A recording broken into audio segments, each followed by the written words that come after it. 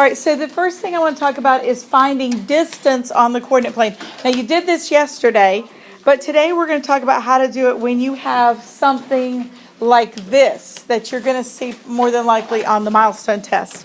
So if you'll find, I think this is in your foldable from on page 25. So if you'll find that one, let's do this together really quickly. So first of all, it says, how far is it from the skating rink to the grocery store? So first of all, let's just mark where the skating rink and the grocery store are. So here's our skating rink, here's our grocery store. And we're going from the skating rink to the grocery store. Okay? Now, a few of you yesterday when you were doing this were counting the holes in between, but really you need to count the spaces in between. So to go from the skating rink to the grocery store, we're going to go 1, 2, 3. Okay? So it's 3. And since we don't know what these are, it doesn't tell us whether they're centimeters, doesn't tell us whether they are inches, miles, doesn't give us that. We just call them units. And we just call them units because we don't know what else they are. Okay? So it's 3 units. And which direction did we go? We have a compass rose in the corner. Which direction did we go? West. Oh yeah. 3 units west. Okay? Okay. Number 2 says, how far is it from the bus stop to the school? So let's find the bus stop. It's right here. There's the school. Okay, again, let's count how far it is. 1, 2, 3, 4, 5, 6, 7, 7, 8. Okay, so it is 8 units. In which direction? How about north? Okay, now, I drew these little loops here to count them, but you don't have to do that, so that's completely up to you. It helps me because I've never been able to actually count these right. Yeah, so now it says, how far is it from the house to the school, and you must make the bus stop first. So how far was it from the bus stop to the school? 8. That was 8, so all we've got to do now is figure out from the house to this bus stop and add them together. So from the house to the bus stop, we have 1, 2, 3 more. So 8 plus 3 is? 11 units. And which are your 2 directions? East and north. East and then north. So reflections, I think those are still on page 25. Do you see them? Yes. Okay. So now, when you are reflecting, generally it's going to say reflect over a specific axis. So the x-axis or the y-axis. So your first step is to highlight that axis so you know which way to go. If you go the wrong direction, your answer's wrong. Okay, and then count how many spaces the point is from the axis. Do the same on the other side. So let's look at that. You have this little one. It says reflect A and B across the x-axis. That means we're going to pretend like the x-axis is our mirror. So highlight this somehow on your paper because this is the x-axis. This is the one we're reflecting across. Okay? So it says A and B. So if we look, A is right here. Now, how far above the x-axis is A? 3. So we're going to put it 3 below on the same line. Now, if you want to draw the loopy things to count it, you can, but you don't have to. But this time we have to do last time too. Yeah. Okay. Now, there's a special name for this point that it's just going to sound complicated, but it's really not. It's just the name of it. So the name is A because it's related to point A, and it's called A sub 1. Has a little tiny 1 next to it. So A sub 1 is the reflection of point A. And then it asks us, what are the coordinates of A sub 1? That's what this says up here. So the coordinates of A sub 1 are what? Negative 2. Is it negative 2? Yeah. Negative 2. Negative 3. When in doubt, count them if you can't read them. Sometimes they're small and you can't read them. Oh, these are like extremely small. I can't even see the negatives. Okay, now let's do the same thing with B. How far above the x-axis is B? 4. 4. So let's go 4 below. That's B sub 1. Let's write the coordinates of B sub 1. They are what? 5, -4. Very good. 5, -4. Okay. Then it says reflect C and D across the Y. So instead of going from the top to the bottom, we're going to go across this Y-axis right here. So C and D. So let's start with C. How far from the Y-axis is C? 5. Isn't it 6? It's on the edge. It's 6 away. So we're going to go 6 over here. And that's going to be C sub 1. And the coordinates of that are 6 what? 6, -6. About -4. Oops, sorry. Sorry, I did that wrong. -5 because it's right there. Give me 1 second. Let me fix this and then I'll tell you. Okay, that should be a 5. So point D, how far is it from the axis? 4. Isn't it 2? It's 2. 2. Remember, we're going across the Y. Okay? So D sub 1 is at what? 2. How about -2? -4. Okay. Remember, you have them on there. You can read them too. You don't have to figure it out. Okay. Reflect triangle ABC across the Y-axis. That's this one. So we're going across this one. So all we have to do is figure out how far each point is from each side. Each point is from the Y-axis and recreate it on the other side. So how far is point A from the Y-axis? 6. 6. Good, because it's at -6. Yep. So there's point A, so we'll put A sub 1. How far is point B? 2. Very good. B sub 1. And then C is how far? 5. How about 4? Yeah, C sub 1. And then all we have to do is draw our triangle. And we've made a mirror image. Okay? Because remember, you're pretending that the Y is a mirror.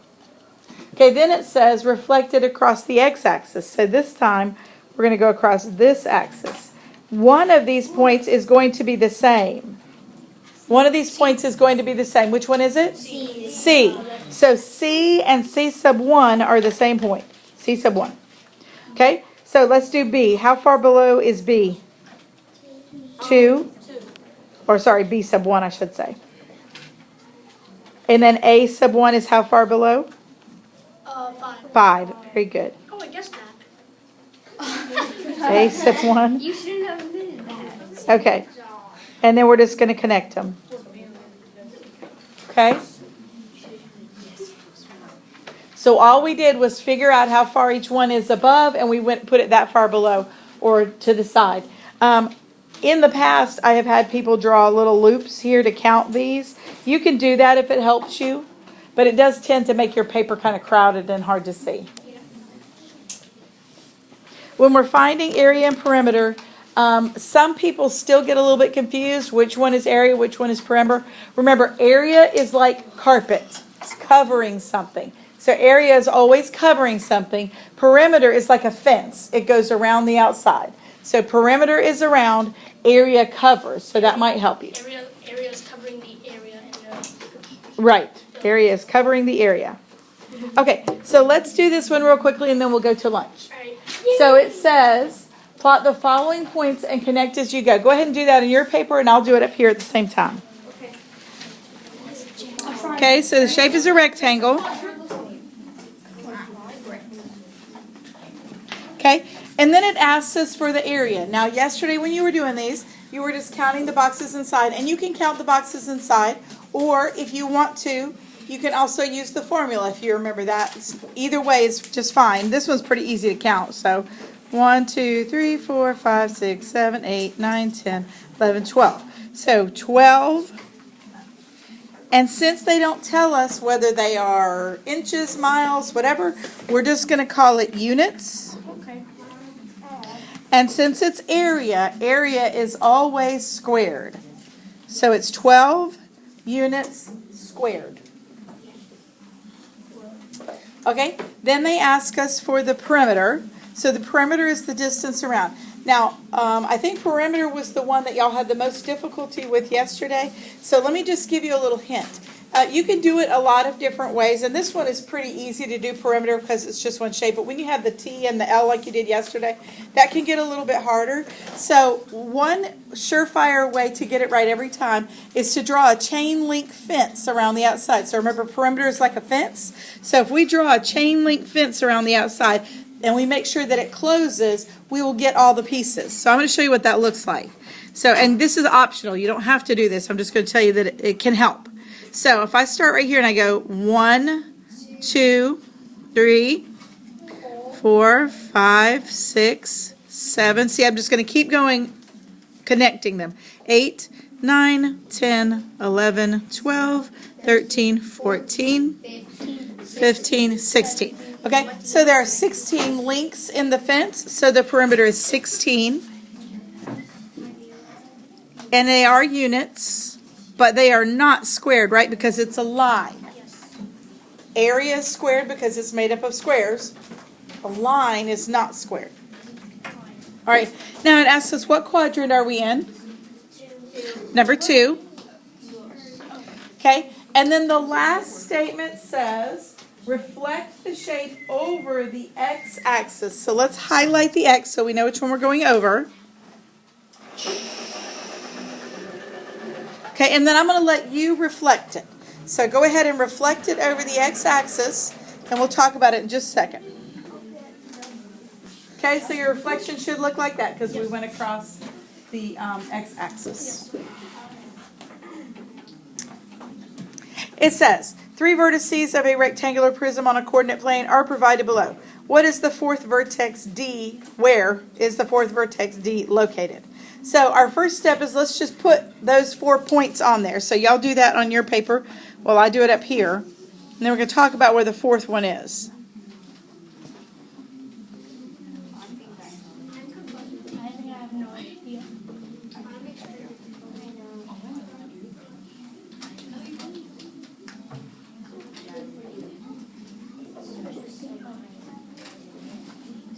I put it.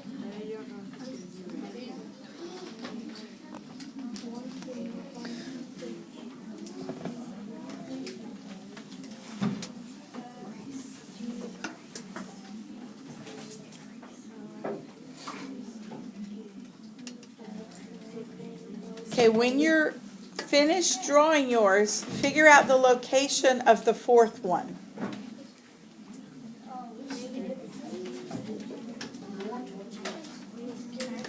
And I'm going to ask you to be able to tell me this. It has the same x coordinate of which point, don't say it out loud, just be thinking about it. And it has the same y coordinate of which point. This is going to be important in something we're going to do.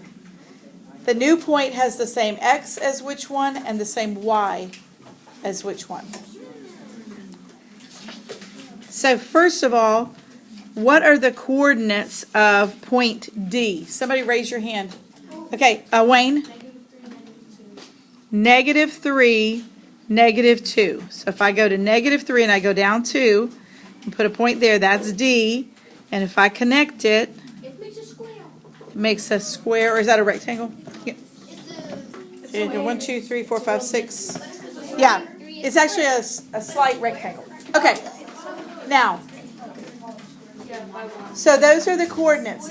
Now, this is very important. Okay, this is what we're going to get to talking about tomorrow. And this is where we got a little bit stuck last period. So stay with me for just a second. So this line right here, is this vertical or horizontal? This one I'm highlighting. It's vertical, right? So all of the points on that vertical line are going to have either the same x or the same y. All of the points on that line are going to have either the same x or the same y. Which one is it? Do they all have the same x or do they all have the same y? Why? They all have the same x. Because every point on that line is at x equals -3. Okay? So every point on this line has the same x of -3. So this point is -3, 5. This point D is -3, -2. Okay? This is going to be important to something we're going to do in a few minutes. Okay, now, if we looked at the line that's across here going from A to B, this line is horizontal. And all of the points on this line are going to have the same x or the same y. Is it the same x or the same y? Y. Because they are all y equals 5. Do you see that? This one here was -3, 5. This is what? 3, 5. It has the same y. So, if I just gave you this, if I just said, what is the distance between -3, 5 and 3, 5? What is the distance, by the way? Before we go any further, what is the distance between those two? 6. Do you see it? Look, this is super important. Some of you are zoning out right now. Don't zone out. Because this is the part you're going to need. Because this is the part you can't just write down on a piece of paper. You're going to have to think. Okay? Yeah, it's 6, right? Because to go from here, 1, 2, 3, 4, 5, 6. So there is a way to mathematically figure that out. And that's what I want to talk about.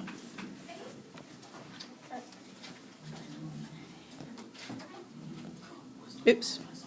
I moved it to the end. Hang on just a second. There we go. All right. This is on page 25. Go back to page 25 for just a second. No, beg your pardon. It's on page 26. It's right there in the middle of page 26. All right. So you are going to be asked to find the distance when there is no graph. And you're going to use what we just talked about. So two of them, either the x or the y, are going to be the same. So you find the two that are the same, and you ignore them for a minute. You subtract the ones that are different, and then take the absolute value, because distance is always what? Positive. Distance is always positive. Say distance is always positive, so you're going to subtract the ones that are different. So for instance, if I gave you these 2 points, 9, -3, and 2, -3, which ones are the same, the x or the y? The y, they're both -3. So we're going to ignore those two for a minute. And we just need to find the distance between 9 and 2. The distance between 9 and 2. We do it by subtracting. So 9 minus 2 is 7. Write this on your paper. This is on your thing. Give me 1 second. Oh, there you go. Okay. So it's 7. It says take the absolute value. Well, 7 is positive, so the distance is 7. It's on the front. One more. Let's look at 8, -4, and 8, 13. Which one is the same? 8. The 8. So the x is the same. Follow the same steps. We're going to subtract -4 minus 13. -4 minus 13. Okay, so subtracting a negative, same as adding a subtracting a positive, same as adding a negative. So we're going to add them together. We get -17, but distance cannot be negative, so our answer is 17. So the distance between those 2 points is 17. Okay? Yeah, I can.